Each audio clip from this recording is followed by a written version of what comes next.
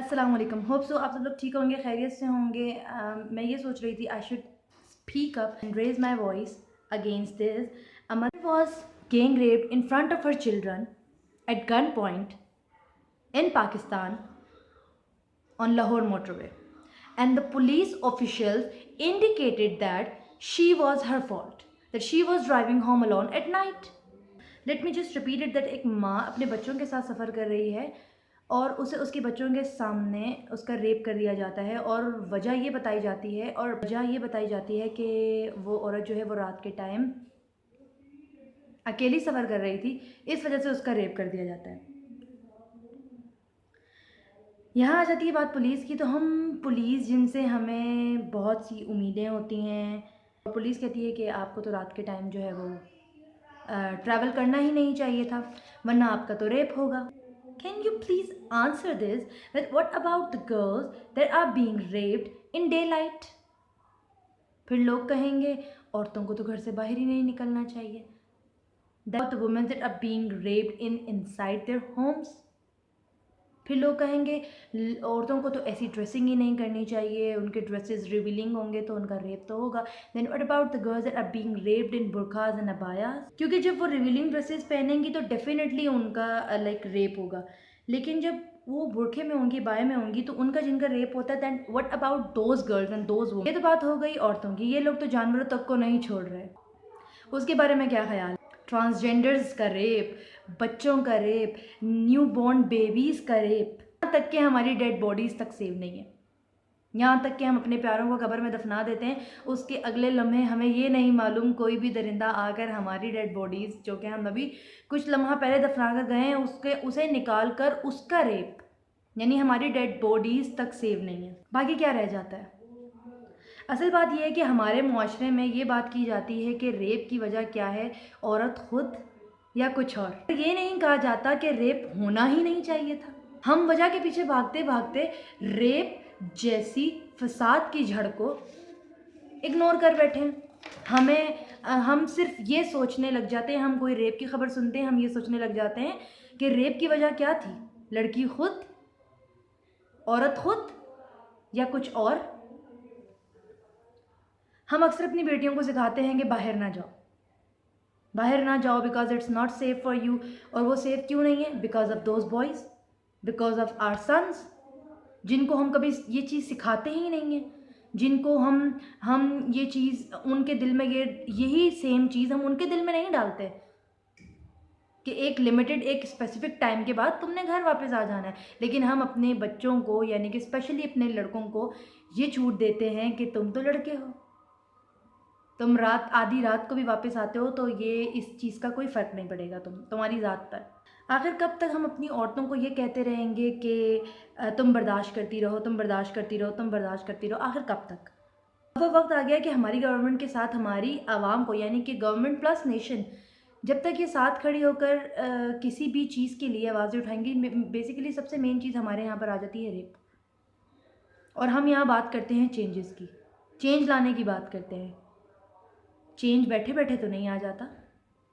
Change लाने के लिए सबसे पहले चेंज किया जाता है ख़ुद को, और चेंज लाने के लिए जो सबसे मेन चीज़ होती है वो होता है आपका अपना माइंड। बेसिकली आपका जो माइंड होता है, उसी माइंड के अंदर जो कचरा भरा हुआ होता है, जो गलीज़ कचरा भरा हुआ है आपके माइंड के अंदर, सबसे पहले आपने उस कचरे को निकाल बाहर फेंकना है। जब आप उस कचरे को निकाल बाहर फेंकते हैं तो फिर आप आते हैं किसी नए चेंज की तरफ, और जब आप किसी नए चेंज की तरफ आते हैं तब आप अपनी गवर्नमेंट के साथ खड़े होकर कोई चेंज ला सकते हैं। लेकिन जब तक हम अपने माइंड्स को चेंज नहीं करेंगे तब तक हम कोई चेंज नहीं ला सकते। जब तक हम अपने मुआशरे में इस चीज़ की अवेयरनेस नहीं लाएंगे कि रेप जो है उसकी वजह ढूंढने से बेहतर है रेप को रोका जाए। रेप होना ही नहीं चाहिए। रेप जब हो गया तो रेप की वजह ढूंढने से बेहतर है रेप के ऊपर ये तहकीक की जाए कि रेप हुआ तो हुआ कैसे, और उस मुजरिम को इतनी सख्त सज़ा दी जाए कि हमारे इस मुआशरे, हमारे इस मुल्क में से, बल्कि इस दुनिया में से रेप का नामो निशान ख़त्म हो जाए। आखिर कब तक हम इन दरिंदों को इतनी छूट दिए रखेंगे? आखिर कब तक? जब तक हम मिलकर इस पर आवाज़ नहीं उठाएंगे तब तक मैं ये नहीं समझती हूँ कि हम किसी किस्म का कोई चेंज ला सकेंगे।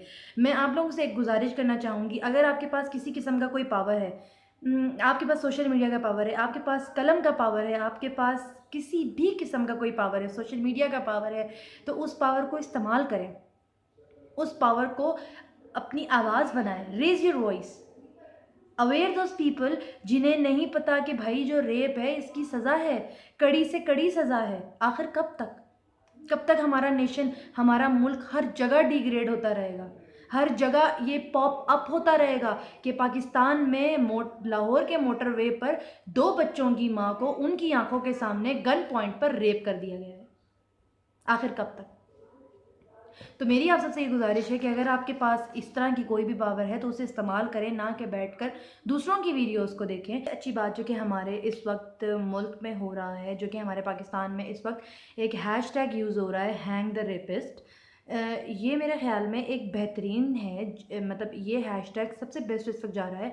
और ये हैशटैग, मैं बिल्कुल इस हैशटैग को सपोर्ट करती हूँ कि उस रेपिस्ट को हैंग कर दिया जाए, बल्कि मैं तो ये सजेशंस दूंगी कि उसे ज़िंदा जला दिया जाए, क्योंकि उसकी इससे बेहतर सज़ा कोई और नहीं हो सकती। मैं समझती हूँ कि उसे लटकाना, उसे सूली पर चढ़ाना तो बहुत ही कोई छोटे निचले दर्जे की सज़ा है। अगर उसे ज़िंदा जला दिया जाए तो मैं समझती हूँ इससे बेहतर कोई इबरत का निशान, इससे बेहतर कोई सज़ा हो ही नहीं सकती कि उसे ज़िंदा जला दिया जाए। आई नो दैट कि हमारी गवर्नमेंट हो सकता है उसे ना लटकाए, जलाना तो दूर की बात है, लेकिन मेरी आप सबसे ये गुजारिश है कि अवेयरनेस फैलाएं, आवाज़ उठाएं, ना सिर्फ औरतों के लिए, उन जानवरों के लिए, ट्रांसजेंडर्स के लिए, न्यूबॉर्न बेबीज़ के लिए, हर किसी के लिए आवाज़ उठाएं। इसको जितना हो सके स्प्रेड करें, ट्वीट करें, वीडियोस बनाएं, अपनी पोस्ट डालें, अपनी फेसबुक की पोस्ट बनाएं। whatever you can do something, at least do something, and please raise your voice and spread awareness and aware the people that how long are we gonna justify the rape, because there is no justification for rape. Let me repeat it, there is no justification for rape. बिल्कुल नहीं आपसे कहूँगी कि ये video आपको पसंद आती है तो पसंद आती है तो इसे शेयर करें, बल्कि मैं आपसे ये रिक्वेस्ट करूँगी कि जो वीडियो में इस वक्त आप देख रहे हैं इसे जितना हो सके शेयर करें, ताकि अगर आप खुद सोशल मीडिया पर नहीं आ सकते, अगर आप खुद कोई वीडियो नहीं बना सकते, तो एटलीस्ट जो वीडियोज़ आपको नज़र आ रही हैं जो कि औरतों के हक़ में है, जो कि ट्रांसजेंडर्स के हक़ में, जो कि बच्चों के हक़ में, जो किसी के भी हक़ में, जो किसी के हक़ के लिए बनाई जा रही है, किसी के हक़ पूरे करने के लिए बनाई जा रही है, तो ज़्यादा से ज़्यादा उसे शेयर करें और ताकि लोगों तक उसे पहुंचाएं, ताकि लोगों को अवेयरनेस हो कि यहाँ पर रेप की कोई भी माफ़ी नहीं है, कोई माफ़ी नहीं है। So please share with your friends and do not forget to subscribe my channel. अपना बहुत सारा ख्याल रखिएगा, मिलते हैं नेक्स्ट वीडियो के साथ। अल्लाह हाफ़िज़।